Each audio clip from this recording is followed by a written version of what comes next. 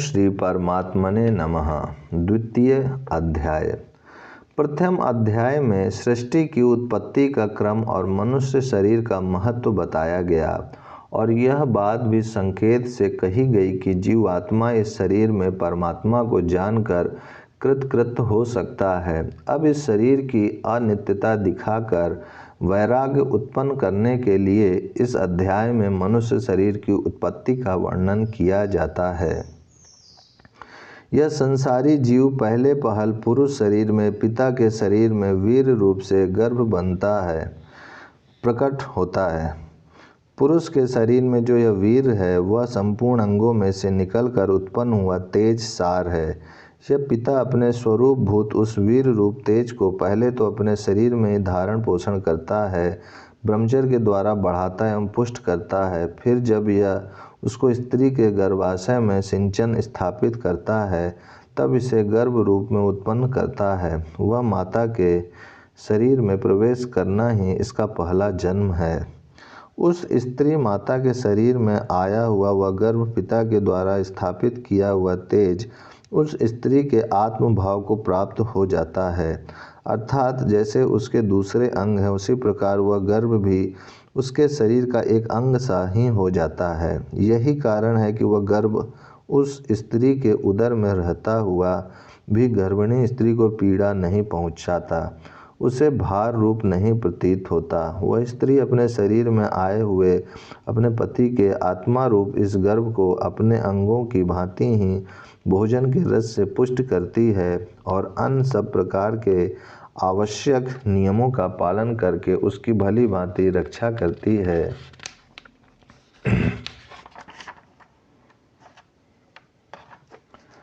अपने पति के आत्मस्वरूप उस गर्भ की सब प्रकार से रक्षा करने वाली गर्भिणी स्त्री के घर के लोगों द्वारा और विशेषता उसके पति द्वारा पालन पोषण करने योग्य होती है, अर्थात घर के लोगों का और पति का यह परम आवश्यक कर्तव्य है कि वे सब मिलकर उसके खान पान और रहन सहन की सुव्यवस्था करके सब प्रकार से उसकी संभाल रखें। उस गर्भ को पहले अर्थात प्रसव होने तक तो स्त्री माता अपने शरीर में धारण करती है, फिर जन्म लेने के बाद जन्म लेते ही वह उसका पिता जात कर्म आदि संस्कारों से और नाना प्रकार के उपचारों से उस कुमार को अबुद्धशाली बनाता है तथा जन्म से लेकर जब तक वह सर्वथा योग्य न बन जाए तब तक हर प्रकार से उसका पालन पोषण करता है। नाना प्रकार की विद्या और शिल्प आदि का अध्ययन करा के उसे सब प्रकार से उन्नत बनाता है। वह पिता जन्म के बाद उस बालक को उपयुक्त बना देने के पहले पहले जो उसकी रक्षा करता है उसे सब प्रकार से योग्य बनाता है। वह मानो इन लोगों को अर्थात मनुष्यों की परंपरा को बढ़ाने के द्वारा अपनी ही रक्षा करता है, क्योंकि इसी प्रकार एक से एक उत्पन्न होकर ये सब मनुष्य विस्तार को प्राप्त हुए हैं। यह जो इस जीव का गर्भ से बाहर आकर बालक रूप में उत्पन्न होना है वह इसका दूसरा जन्म है। इस वर्णन से पिता और पुत्र दोनों को अपने अपने कर्तव्य की शिक्षा दी गई है। पुत्र को तो यह समझना चाहिए कि उस पर अपने माता पिता का बड़ा भारी उपकार है, अतः वह उनकी जितनी सेवा कर सके थोड़ी है, और पिता को इस प्रकार का अभिमान नहीं करना चाहिए कि मैंने इसका उपकार किया है, वरन यह समझना चाहिए कि मैंने अपनी ही वृद्धि करके अपने कर्तव्य का पालन किया है। पूर्वोक्त प्रकार से इस पिता का ही आत्मस्वरूप पुत्र जब कार्य करने योग्य हो जाता है तब वह पिता उसको अपना प्रतिनिधि बना देता है। अग्निहोत्र, देव पूजा और अतिथि सेवा आदि वैदिक और लौकिक जितने भी शुभ कर्म हैं उन सब का भार पुत्र को सौंप देता है। गृहस्थ का पूरा दायित्व पुत्र पर छोड़कर स्वयं कृतकृत हो जाता है, अर्थात अपने को पितृऋण से मुक्त मानता है।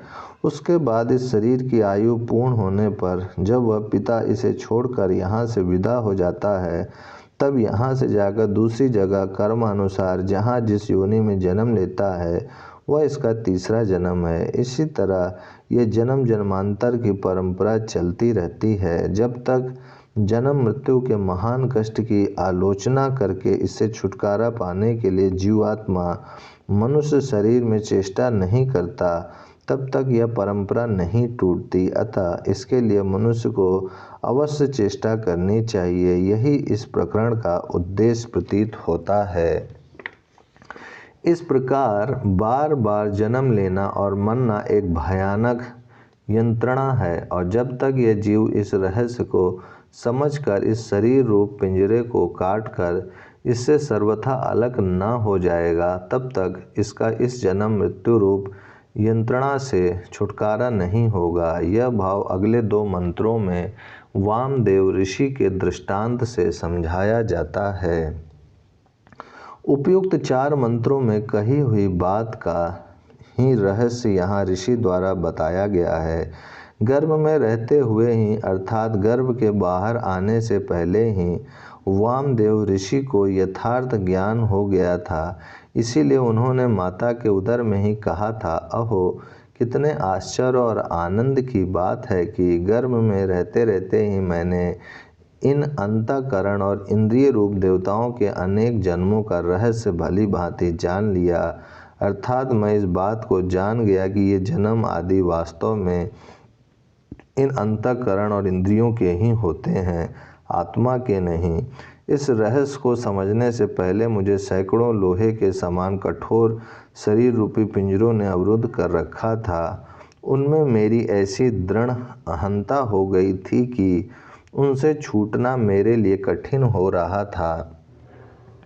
अब मैं बाज पक्षी की भांति ज्ञान रूप बल के वेग से उन सब को तोड़कर उनसे अलग हो गया हूँ। उन शरीर रूप पिंजरों से मेरा कोई संबंध नहीं रहा। मैं सदा के लिए उन शरीरों की अहंता से मुक्त हो गया हूँ।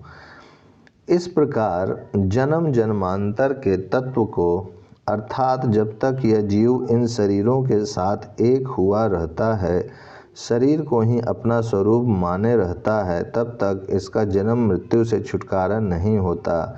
इसको बार बार नाना योनियों में जन्म लेकर नाना प्रकार के कष्ट भोगने पड़ते हैं। इस रहस्य को समझने वाला वह ज्ञानी वामदेव ऋषि गर्भ से बाहर आकर अंत में शरीर का नाश होने पर संसार से ऊपर उठ गया तथा उधर गति के द्वारा भगवान के परम धाम में पहुंचकर वहां समस्त कामनाओं को पाकर, अर्थात सर्वथा आपात काम होकर अमृत हो गया। जन्म मृत्यु के चक्र से सदा के लिए छूट गया। संभवतः पद को दोहराकर यहाँ अध्याय की समाप्ति को सूचित किया गया है। द्वितीय अध्याय समाप्त। ओम शांति शांति शांति।